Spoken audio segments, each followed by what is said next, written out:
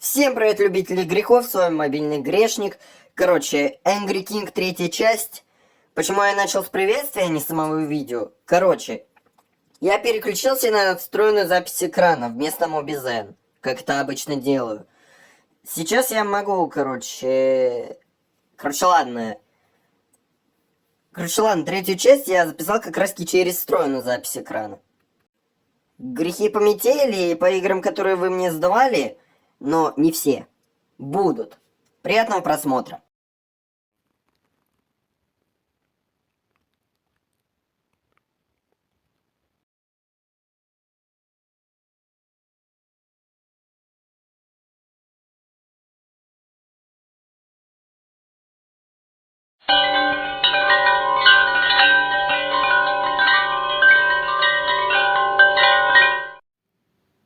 Насчет этого кадра. Меня волнует даже не то, что у стражи один хлеб и они ничего не делают, а то, как они едят сквозь шлемы. Учитывая то, что они не снимают шлем перед тем, как сесть за стол.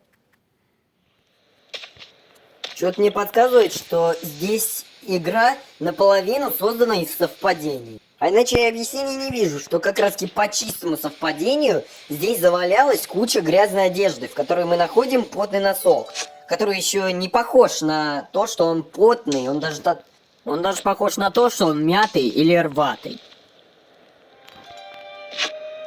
В прошлых и последующих уровнях этой жижи никогда не было и не будет. Ой. Я когда-нибудь устану говорить про то, что предметы пропадают после использования. Король жрал то, что не отравлено, но все равно как-то умудрился отравиться. Клише. Лицо от отравления становится зеленым.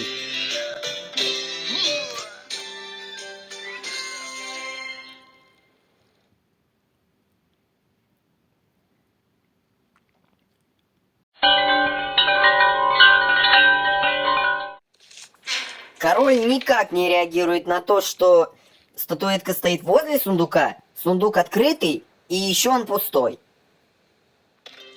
Так, надеюсь, там веревка заспавнилась. Да! Да! Сбылось это чудо! Заспавнилось наконец-то! Вот именно из-за тебя я удалил Angry King и не захотел в него играть и даже грехи и ляпы делать. Вот из-за тебя ведь я не хотел. Статуэтка просто испарилась.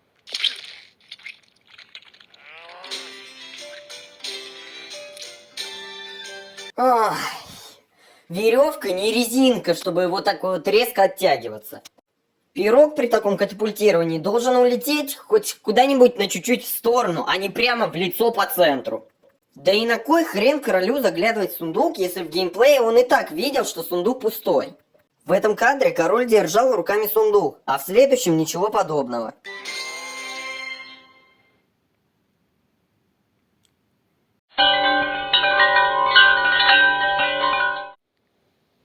Скопать яму такой глубины и остаться на поверхности невозможно, хоть убейте. Есть даже пословица: не рой яму другому, сам в нее упадешь. Но здесь, походу, исключение.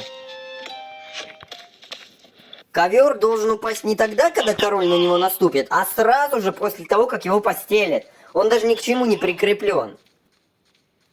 Отлично, он еще и с задержкой проваливается. Чисто я в этом случае. А ладно, плевать на то, что король там покалечился, поранился, может там вообще сдох. Просто буду стоять, как стоял раньше.